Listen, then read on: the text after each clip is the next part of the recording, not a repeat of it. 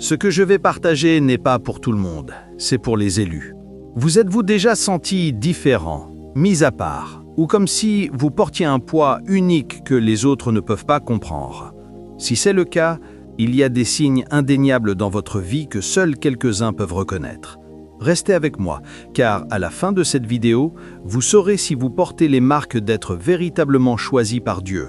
Nous partagerons une histoire puissante et transformative sur une jeune femme nommée Olivia, qui trouve impossible de vivre sa meilleure vie jusqu'à ce qu'elle apprenne et comprenne les signes confirmant qu'elle est choisie par Dieu. Nous prierons une prière puissante au nom puissant de Jésus, alors restez jusqu'à la fin et ouvrez vos cœurs pour recevoir la bénédiction de cette prière. Nous vous encourageons également à aimer cette vidéo et à vous abonner pour aider à répandre la parole de Dieu. Bien-aimés, lorsque Dieu pose sa main sur votre vie, lorsque vous êtes marqué et choisi, il y a des signes qui vous distingueront. Vous n'aurez pas besoin de porter un badge, ni de l'annoncer au monde, les signes parleront d'eux-mêmes. Seuls les élus portent cette empreinte divine. Elle vous distingue, attire la faveur, suscite la résistance et vous pousse à marcher avec un dessein si profond que le monde ne peut pas tout à fait le comprendre. Mais ne vous y trompez pas, lorsque Dieu vous choisit, il vous équipe de sa grâce souveraine pour porter ce manteau. Explorons certains de ces signes indéniables que vous êtes parmi les élus. Mes amis, êtes-vous sous la faveur et la protection divine? Les élus marchent sous un nuage de faveur et de protection divine indéniable. Les gens peuvent le ressentir. La faveur sur votre vie se manifeste de telle manière que des portes s'ouvrent que personne ne peut fermer et des opportunités semblent vous poursuivre. Avez-vous déjà été dans une situation où d'autres luttaient, mais vous prospériez d'une manière ou d'une autre? Avez-vous traversé des situations dangereuses, mais vous en êtes sorti indemne? C'est la protection divine de la main de Dieu sur votre vie. Ce n'est pas quelque chose que vous avez gagné, bien-aimé. Ce n'est pas à cause de votre justice, mais à cause de la grâce souveraine de Dieu. Pensez à Daniel dans la fosse aux lions. Les lions avaient faim, mais parce que Daniel était marqué par Dieu, leur gueule était fermée. C'est la faveur et la protection divine. Vous n'avez pas à vous soucier de ceux qui sont contre vous lorsque la main de Dieu est sur vous. Sa faveur vous gardera même au milieu d'une tempête, même face à vos ennemis. Maintenant, voici une chose qui peut être plus difficile à accepter. Mais les élus le remarqueront aussi. Certaines personnes ne vous aiment pas, et ce n'est pas parce que vous avez fait quelque chose de mal. Ce n'est pas parce que vous les avez maltraités ou dit quelque chose d'inapproprié. C'est simplement parce que vous portez en vous quelque chose qu'ils ne peuvent pas comprendre. La lumière en vous rend leur obscurité inconfortable. Votre seule présence leur rappelle leur manque de puce, leur déconnexion avec Dieu. Jésus lui-même a dit dans Jean 15, 18, « Si le monde vous hait, souvenez-vous qu'il m'a haï le premier. » C'est pourquoi les gens peuvent vous résister, vous rejeter ou se sentir mal à l'aise en votre présence sans raison apparente. Mais écoutez-moi quand je dis que vous ne pouvez pas laisser leur inconfort vous détourner de votre mission. Vous avez un porte-aide à accomplir et il est plus grand que leur opinion de vous. Surmontez l'aversion, surmontez la résistance et continuez à marcher dans la mission que Dieu vous a donnée. Souvenez-vous, le rejet est souvent une protection. Ce qu'il rejette en vous, Dieu l'utilisera pour vous élever. Un autre signe est une compassion débordante pour les autres. Les élus sont marqués par le cœur de Dieu, et ce cœur bat avec amour et compassion. Lorsque vous voyez quelqu'un souffrir, vous ne passez pas simplement à côté. Non, quelque chose en vous vous pousse à offrir du confort, de la guérison et de l'encouragement. Ce monde est souvent froid, manque d'empathie, mais les élus sont des vases de merci dans un pays aride. Pensez à Jésus, il était ému de compassion lorsqu'il voyait les foules. Il guérissait les malades, ressuscitait les morts et nourrissait les affamés. Si vous vous sentez constamment ému par la souffrance des autres, si vous êtes attiré à guérir, à élever et à encourager, c'est un signe que Dieu vous a mis à part pour être ses mains et ses pieds dans le monde. N'ignorez pas cet appel, c'est un reflet de l'amour de Dieu qui écoule à travers vous. Un autre signe est une faveur divine qui défie toute explication. Des opportunités viendront à vous qui semblent impossibles. Des portes s'ouvriront que personne ne peut expliquer. Il ne s'agit pas de richesse matérielle, mais de marcher dans la faveur surnaturelle de Dieu qui vous aligne avec sa volonté. Pensez à Joseph, jeté dans une pite par ses frères, vendu en esclavage, mais s'élevant pour devenir le second en Égypte. C'est la faveur divine. Ce n'était pas à cause des capacités de Joseph, mais parce que la faveur de Dieu était sur lui. Lorsque vous êtes choisi, Les gens regarderont votre vie et diront « Comment sont-ils arrivés là ?» Mais ils ne comprendront pas la main invisible de Dieu qui a orchestré chaque mouvement. Vous n'avez pas à le justifier, à l'expliquer ou même à le comprendre. Marchez simplement dedans. La faveur de Dieu est sur votre vie et elle vous présentera devant de grands hommes et de grandes femmes. Elle vous placera dans des pièces que vous n'auriez jamais pensé entrer. Elle vous élèvera à des niveaux dont vous n'avez jamais rêvé, tout cela parce que la main de Dieu est sur vous. Mes amis, vous sentez-vous isolés, même si vous n'êtes pas loin. Parce que c'est définitivement un signe. Je sais qu'il est difficile de se sentir seul alors qu'on est entouré de personnes. Mais laissez-moi vous dire que les élus se retrouvent souvent mis à part, même au milieu d'une foule. Vous pourriez être dans une salle pleine de gens mais sentir que personne ne vous voit, ne vous comprend ou ne se connecte réellement avec vous et vous vous demandez pourquoi. Mais laissez-moi vous encourager aujourd'hui. Dieu isole les élus pour les affiner et les préparer à la grandeur. Le Seigneur a dit dans Jérémie 1,5 « Avant que je ne te forme dans le ventre de ta mère, je te connaissais. Avant que tu sois né, je t'ai mis à part. » Cette mise à part n'est pas seulement pour ta protection, c'est pour ta préparation. Vous voyez, lorsque Dieu a un appel plus haut sur votre vie, il vous éloignera souvent des cercles habituels, des foules familières, pour pouvoir travailler sur vous en privé. C'est dans l'isolement qu'il prépare votre caractère, renforce votre esprit et aiguise votre discernement. Vous n'êtes pas puni, vous êtes préparé. Ne luttez pas contre l'isolement, embrassez-le, car c'est un signe que Dieu vous prépare à quelque chose de plus grand. Un autre signe est une profonde sensibilité à l'injustice. Celui-ci est puissant car lorsque vous êtes choisi, vous ne pouvez pas rester passif face à l'injustice. Vous la ressentez profondément dans votre âme. Lorsque quelqu'un est maltraité, lorsque les opprimés sont ignorés, lorsque les sans-voix sont réduits au silence. Et laissez-moi vous dire pourquoi. Parce que le cœur de Dieu bat pour la justice et lorsque vous êtes choisi, vous portez ce battement dans votre cœur. Ésaïe 61, verset 8 dit « Car moi, l'Éternel, j'aime la justice, je hais le vol et l'iniquité. » Les élus sont marqués par une sensibilité écrasante envers l'injustice. Ce n'est pas juste émotionnel, c'est spirituel. Vous ressentez un fardeau pour les opprimés, les oubliés, car vous avez été appelé à être un avocat de la justice de Dieu sur terre. Alors que d'autres peuvent être indifférents, vous ne pouvez pas l'être. Alors que d'autres peuvent fermer les yeux, vous ne pouvez pas fermer les vôtres. Cette sensibilité est un signe que Dieu vous a placé ici pour être ses mains et ses pieds, pour défendre ce qui est juste, pour protéger ceux qui ne peuvent pas se défendre eux-mêmes. Ne voyez pas ce fardeau comme quelque chose qui vous pèse, voyez-le comme un appel divin à vous lever et à apporter la justice du ciel sur terre. Le signe suivant est un inconfort divin dans les environnements mondains. Oh, je sais que celui-ci résonne avec quelqu'un en ce moment. Vous avez essayé de vous intégrer, de suivre la foule, de vous engager dans les choses que le monde célèbre, mais quelque chose en vous ne se sent pas à l'aise. Vous vous sentez déplacé dans des environnements qui glorifient le matérialisme, les plaisirs éphémères et les poursuites vides. Et laissez-moi vous dire pourquoi. Votre esprit n'est pas fait pour le système de ce monde, il est accordé à la fréquence du ciel.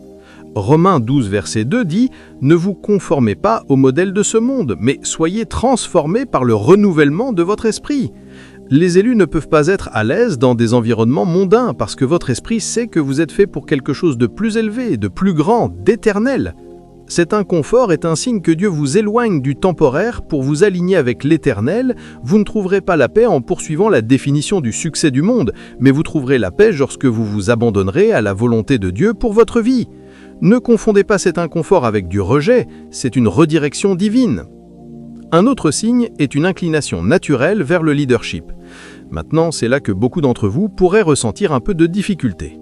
Vous n'avez pas demandé à diriger, vous n'avez pas cherché les projecteurs, mais d'une manière ou d'une autre, vous vous retrouvez toujours dans des positions où les gens se tournent vers vous pour des conseils, des orientations, de la sagesse, et vous vous demandez « Pourquoi moi ?» Eh bien, laissez-moi vous dire pourquoi, parce que Dieu a placé un manteau de leadership sur votre vie.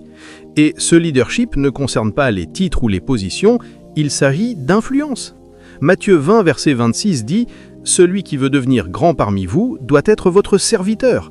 Le vrai leadership pour les élus n'est pas une question de pouvoir, c'est une question de service.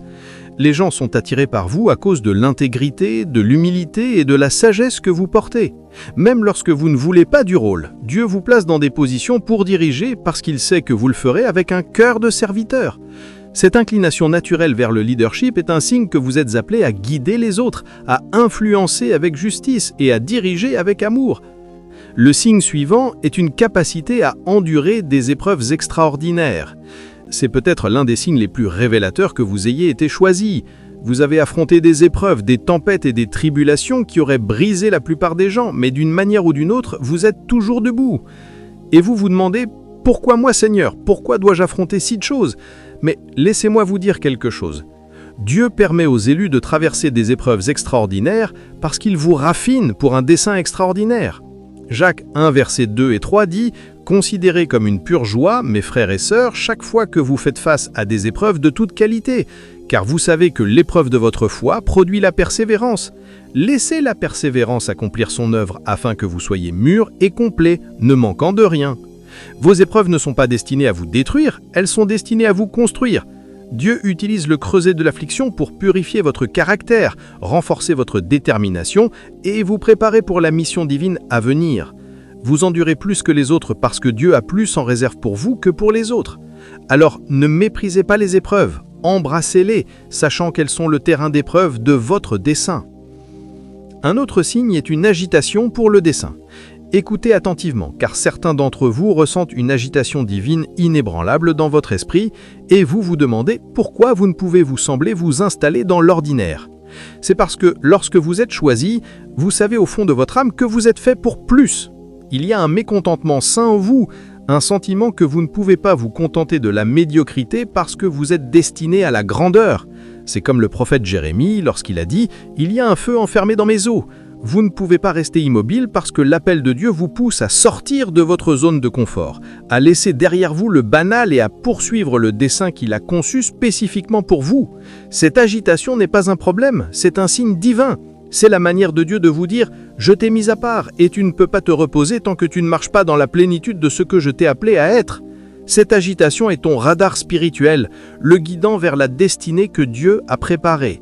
Alors, ne luttez pas contre l'inconfort, embrassez-le, car il vous conduit à votre vocation.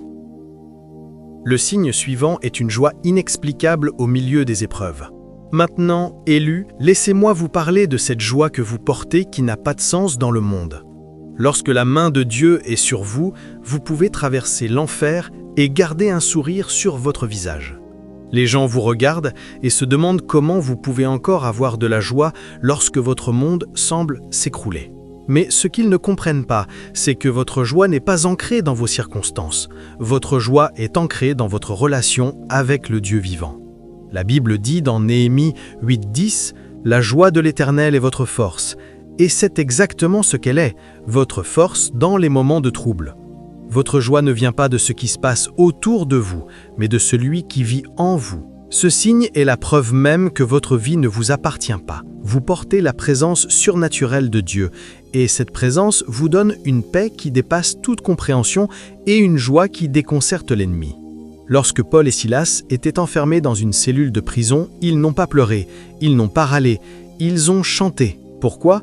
Parce que leur joie n'était pas enchaînée à leur situation, leur joie était ancrée dans le Dieu qui allait briser leurs chaînes. Alors élus, souvenez-vous, votre joie dans les épreuves est la preuve de votre connexion divine avec celui qui contrôle l'issue. Un autre signe est un cœur fixé sur un impact éternel plutôt que sur le succès temporel. Celui-ci peut ne pas être populaire, mais écoutez-moi, lorsque vous êtes choisi, vous n'êtes pas motivé par les tentations éphémères du monde. Vous n'êtes pas attiré par l'éclat de la gloire, de la fortune et des accolades. Alors que le monde court après le succès temporel, ceux qui sont choisis par Dieu comprennent que ce n'est pas une question d'accumuler ici sur terre, mais de faire un impact éternel. Les élus se préoccupent de l'héritage éternel. Ils savent que la vie n'est qu'une vapeur, ici aujourd'hui et partie demain, alors ils donnent la priorité à ce qui durera au-delà de cette vie.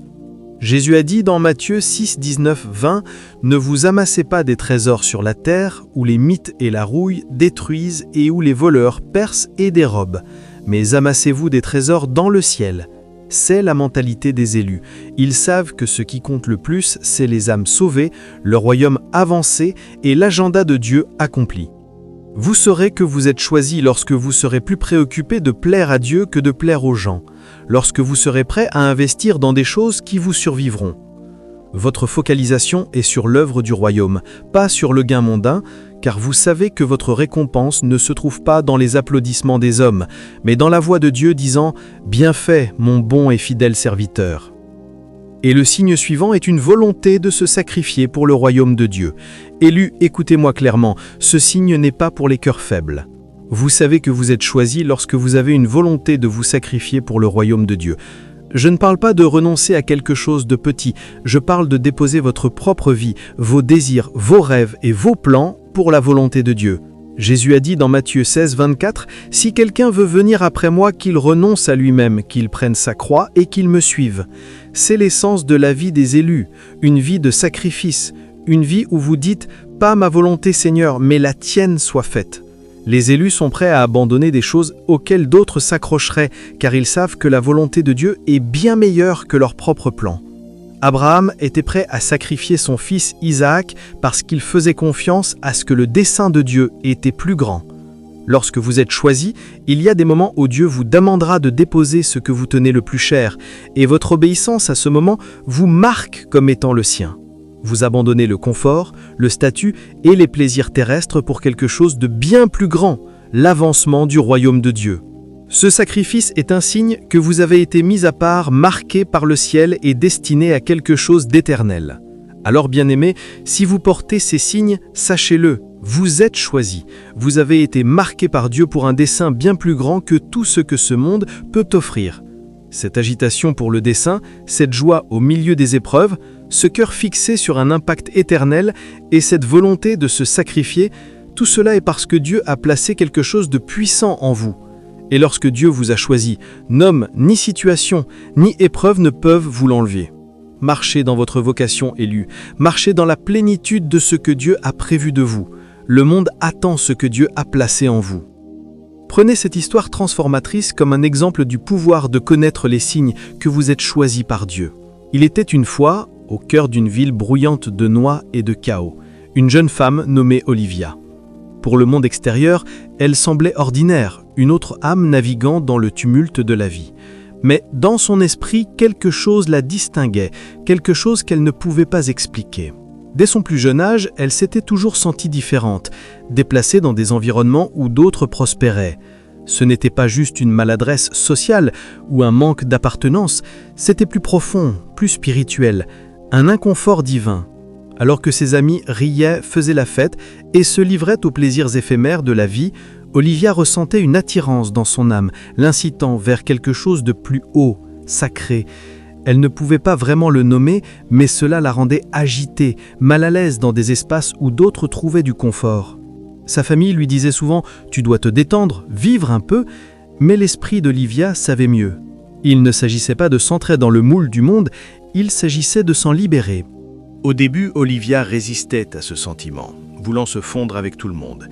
Elle essayait de secouer cette agitation intérieure en faisant ce que faisaient les autres. Elle allait à des fêtes, riait à des blagues qui ne résonnaient pas et se retrouvait même à essayer d'imiter la vie insouciante que ses amis semblaient apprécier. Il y avait une nuit qu'Olivia n'oublierait jamais. Une nuit où elle assistait à l'une de ces fêtes, désespérée de s'intégrer, de finalement appartenir. La musique était forte, l'énergie sauvage, et pendant un moment, elle pensait que c'était peut-être ce qui lui manquait. Mais au fur et à mesure que la nuit avançait, quelque chose changeait. Elle ressentait un vide écrasant, comme si elle sombrait dans un espace qui n'était pas fait pour elle. Au milieu du chaos, une bagarre éclata entre deux personnes qu'elle ne connaissait à peine. Et dans la confusion, elle fut blessée, émotionnellement et physiquement. Dans la confusion, des mots furent dits qui la coupèrent profondément. Des mots qui lui firent réaliser à quel point elle était déplacée. Le chagrin de cette nuit n'était pas seulement à cause de l'incident, c'était la réalisation que peu importe à quel point elle essayait, elle ne pourrait jamais vraiment s'intégrer dans une vie qui n'était pas alignée avec son âme. Elle quitta la fête, les larmes coulant sur son visage, se sentant plus perdue que jamais. Son cœur était brisé, non seulement par les actions des autres, mais par la douleur profonde d'essayer de se forcer dans un moule pour lequel elle n'était pas créée. Cette nuit-là, elle prit une décision. Plus de faux-semblants, plus d'essais d'être quelque chose qu'elle n'était pas.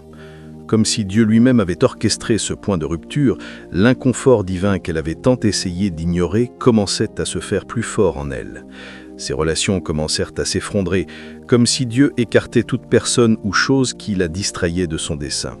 Les amis qui étaient autrefois à ses côtés s'éloignaient maintenant. Même les relations amoureuses devenaient froides et distantes. Au début, elle pensait qu'elle était maudite, mais dans sa solitude, Olivia découvrit quelque chose de puissant. La solitude donna naissance à une intimité avec Dieu. Dans ces moments de calme, elle commença à prier. Pas juste des prières occasionnelles, mais des prières profondes, bouleversantes, qui jaillissaient des profondeurs de son cœur. Et c'est pendant ces moments de prière que Dieu commença à parler, parfois en murmure, parfois en vision, mais toujours clairement. Olivia commença à avoir des rêves prophétiques, des visions si vives qu'elle la laissait trembler dans la nuit. Elle rêvait de personnes qu'elle n'avait pas vues depuis des années, de lieux qu'elle n'avait jamais visités et d'événements qui n'avaient peut-être pas encore eu lieu. Au début, elle doutait. Était-ce vraiment Dieu qui lui parlait? Pouvait-elle, une jeune femme d'un monde brisé, être vraiment choisie comme un vaisseau pour sa voix? Une nuit, alors qu'elle était assise sur le porche de sa grand-mère, une vieille femme nommée Tante Jenny, réputée pour sa sagesse spirituelle, appela Olivia. Tante Jenny, avec ses yeux de profond et marqués, semblait voir à travers Olivia. « Enfant, commença-t-elle, Dieu t'a marqué, il t'appelle mais tu as eu peur. Ces rêves que tu fais, cet inconfort que tu ressens, ce n'est pas dans ta tête, c'est Dieu qui t'agite pour quelque chose de plus grand. » Elle resta là, stupéfaite. Elle n'avait parlé à personne de ses rêves ou de ses sentiments d'aliénation, et pourtant Tante Jenny confirmait ce qu'elle avait trop peur de dire à haute voix. À partir de ce jour, Tante Jenny devint son mentor. Elles eurent de longues conversations, non seulement sur la vie, mais sur la bataille spirituelle à laquelle Olivia faisait face. Tante Jenny expliqua que le rejet que Olivia avait vécu n'était pas une malédiction, c'était une bénédiction. Dieu éloignait les personnes qui ne pouvaient pas aller là où il l'emmenait. Dans la solitude, il cultivait son esprit, la faisant grandir en sagesse et en force. Au fil des jours qui se transformaient en semaines, la vie d'Olivia commençait à changer de manière inexplicable. Il y avait des moments de clarté inexpliquée sur des événements futurs, des moments où elle savait des choses avant qu'elles n'arrivent. Elle commençait à voir des patrons divins dans le chaos de sa vie. Un par un, les rêves qu'elle avait eus commençaient à se dérouler en temps réel. Ses paroles prophétiques apportaient de la guérison à ceux qui cherchaient son conseil. Les personnes qui autrefois l'avaient rejetée commencèrent à revenir, demandant des conseils, cherchant ses prières. Olivia réalisa que l'isolement qu'elle avait autrefois méprisé était l'environnement même que Dieu utilisait pour affiner ses dons spirituels. Mais tout n'était pas facile. Plus elle se rapprochait de Dieu, plus les attaques de l'ennemi devenaient intenses. Yatan, à chaque bataille, Olivia devenait plus forte. Elle avait appris à s'élever en prière, à déclarer les promesses de Dieu sur sa vie et à rester ferme, même quand tout autour d'elle semblait s'effondrer. Plus elle s'abandonnait à Dieu, plus elle voyait sa main bouger dans sa vie. Et dans le calme de ses prières, Dieu murmurait des promesses de bénédiction future qui la remplissaient d'espoir. En fin de compte, le voyage d'Olivia fut un de transformation profonde. Ce qui avait commencé comme une saison d'inconfort divin devint le catalyseur de son élévation spirituelle. Elle n'était plus la jeune femme confuse essayant de s'intégrer dans un monde qui n'était pas conçu pour elle. Elle était un vaisseau choisi, marqué par Dieu pour porter sa parole à ceux autour d'elle. Son chemin n'avait pas été facile. Le rejet, l'isolement et les batailles spirituelles faisaient toute partie de son voyage. Mais c'est à travers ces épreuves qu'elle fut raffinée et préparée pour les bénédictions que Dieu avait en réserve. Et en réfléchissant à son voyage, Olivia vit enfin. Les signes qu'elle était choisie par Dieu avaient toujours été là. Chaque épreuve, chaque moment d'inconfort, chaque rejet n'était pas une punition, mais une indication divine qu'elle était mise à part pour quelque chose de plus grand. Elle avait été choisie tout au long, et maintenant elle marchait avec confiance dans la plénitude de cette vérité. Et donc, mes amis, alors que nous nous préparons à entrer en prière, je veux que vous réfléchissiez aux signes que vous portez. Ne les méprisez pas, ne les souhaitez pas loin. Au lieu de cela, demandez à Dieu la force de marcher avec audace en tant que l'un de ses élus. Car les élus ne sont pas définis par les luttes qu'ils endurent, mais par la destinée qu'ils portent.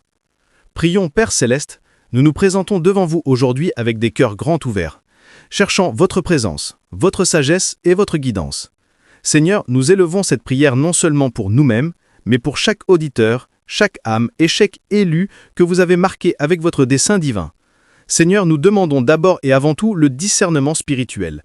Puissions-nous entendre votre voix au-dessus du bruit, reconnaître vos murmures dans le chaos et voir clairement la différence entre la vérité et la tromperie. Ouvrez nos yeux aux mystères plus profonds que vous révélez à ceux qui marchent étroitement avec vous.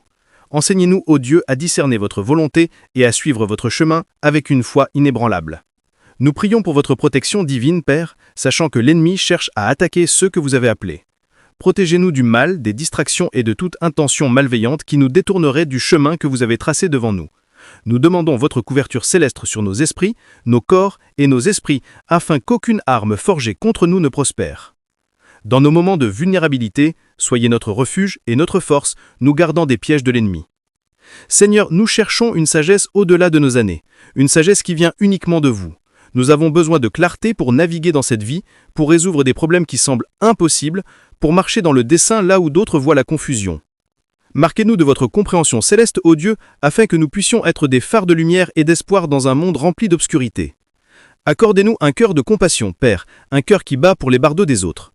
Laissez-nous ressentir ce que vous ressentez, Seigneur, et donnez-nous le pouvoir de répondre avec grâce et générosité, étant vos mains et vos pieds sur cette terre. Au milieu des épreuves, Seigneur, nous demandons votre force. Vous connaissez le poids des bardeaux que nous portons, certains visibles, d'autres cachés, mais tous connus de vous. Affinez-nous à travers le feu, ô Dieu, mais dans votre miséricorde, donnez-nous l'endurance de rester ferme, de ne pas être ébranlés et d'émerger plus forte et plus fidèle qu'auparavant. Rappelez-nous que chaque épreuve est une préparation pour notre témoignage et qu'à travers ces challenges, vous nous façonnez pour de plus grandes choses. Père, lorsque le succès viendra, lorsque vous ouvrirez des portes que personne ne peut fermer, laissez-nous rester humbles. Les élus sont souvent élevés, mais faisons en sorte de nous rappeler que notre élévation n'est pas pour nous, elle est pour votre gloire. Gardez-nous humbles devant vous, Seigneur, servant les autres avec un esprit d'humilité, sachant que nous ne sommes que des vaseaux dans votre main puissante. Guidez-nous dans la direction divine, Seigneur. Dans chaque décision, qu'elle soit petite ou grande, nous demandons votre clarté. Ne nous laissons pas nous appuyer sur notre propre compréhension, mais en toutes nos voies, reconnaissez-vous, afin que vous rendiez nos chemins droits. Nous désirons marcher en alignement avec votre volonté, sans dévier à droite ou à gauche, mais en restant focalisés sur le dessein que vous nous avez donné. Révélez continuellement la clarté du dessein que vous avez placé en nous. En tant qu'élus, nous faisons parfois face aux doutes et à l'incertitude. Mais aujourd'hui, nous déclarons que nous ne perdrons pas de vue la mission que vous nous avez confiée. Illuminez le chemin devant nous, Seigneur, et donnez-nous la vision de le poursuivre avec diligence et foi. Pour chaque domaine de notre vie qui semble stagnant, nous prions pour une percée. Là où nous nous sentons bloqués, là où le progrès semble impossible, nous demandons à Dieu d'intervenir. Ouvre des portes là où d'autres voient des murs, fais un chemin là où il semble non y avoir aucun. Car les élus sont destinés à des percées divines. Dans nos relations, Seigneur, accordez-nous faveur divine. Entourez-nous de personnes qui nous élèveront, qui parleront de la vie dans nos rêves et qui nous encourageront à marcher dans vos voies. En même temps, écartez ceux qui souhaitent nous nuire, qui cherchent à manipuler ou à détourner notre dessein. Laissez-nous être perspicaces dans nos relations. Touche-moi de temps que Dieu amènera les bonnes personnes au bon moment. Accordez-nous de l'audace pour dire la vérité dans l'amour. En tant qu'élus, nous sommes appelés à rester fermes dans ce qui est juste, même lorsque c'est impopulaire, même lorsque cela nous coûte quelque chose. Donnez-nous le courage de proclamer votre vérité sans peur des hommes, sachant que nous servons un public d'un seul. Père, nous cherchons votre guérison et votre restauration dans chaque domaine brisé de notre vie. Nous reconnaissons que les batailles que nous avons menées ont laissé des blessures, mais nous déclarons que vous êtes Jéhovah Rapha, notre guérisseur. Restaurez ce qui a été perdu, réparez ce qui a été brisé et apportez la plénitude à nos esprits, nos corps et nos âmes. Protégez-nous de l'envie et de la jalousie des autres, Seigneur. En tant qu'élus, nous comprenons que la faveur attire à la fois des bénédictions et des fardeaux. Gardez notre cœur contre l'énergie négative de ceux qui ne peuvent pas comprendre la grâce dans laquelle nous marchons. Aidez-nous à rester focalisés sur vous, pas sur les opinions ou les actions des autres. Renforcez notre foi, ô Dieu, qu'elle soit inébranlable, immuable et profondément ancrée en vous. Lorsque les tempêtes de la vie viennent, laissez-nous tenir ferme sur le fondement de votre parole, sachant que vous êtes fidèle et tru. Renforcez notre foi afin qu'elle ne vacille pas face à l'adversité, mais qu'elle grandisse plus d'effroi chaque jour. Que votre gloire soit révélée à travers nous, Père. Dans tout ce que nous faisons, laissez votre lumière briller brillamment. Les élus ne sont pas destinés à se fondre mais à se distinguer, comme des reflets de votre grâce, de votre puissance et de votre amour. Que nos vies soient un témoignage de votre bonté, attirant les autres plus près de vous. Nous demandons la protection de l'appel que vous avez placé dans nos vies. L'ennemi cherche à perturber, délayer et détruire les missions que vous nous avez données. Mais nous déclarons aujourd'hui qu'aucun plan de l'ennemi ne prévaudra. Nous demandons un bouclier divin sur notre vocation afin qu'elle puisse s'épanouir et atteindre sa pleine fruition dans votre timing parfait. Enfin, Seigneur, nous prions pour un engagement inébranlable envers vous. Le monde offrira des distractions, des tentations et des solutions contrefaites. Mais nous déclarons aujourd'hui que nous resterons fermes dans notre dévotion envers vous. Rien ne prendra la place de votre présence dans nos vies. et nous chercherons d'abord votre royaume et votre justice, sachant que tout le reste nous sera ajouté. Dans le nom puissant et incomparable de Jésus, nous prions, confiants que vous entendez nos cris et que vous travaillez déjà en notre faveur. Amen. Tapez « Seigneur, merci de révéler ces signes aujourd'hui » dans la section des commentaires si vous êtes béni par cette vidéo. Dites-nous si vous avez ressenti un de ces signes. Aidez-nous également à répandre ce message édifiant en le partageant avec les personnes que vous connaissez et rappelez-vous d'aimer et de vous abonner pour soutenir cette chaîne. Allez de l'avant, portant les signes qui vous distinguent avec la confiance que Dieu vous a équipée pour chaque bataille, chaque bénédiction et chaque percée qui vous attend. Vous êtes choisis et dans le timing parfait de Dieu, le monde verra ce qu'il a toujours connu. Vous êtes destinés à la grandeur. Restez ancrés en lui et laissez les signes vous guider. Que Dieu vous bénisse.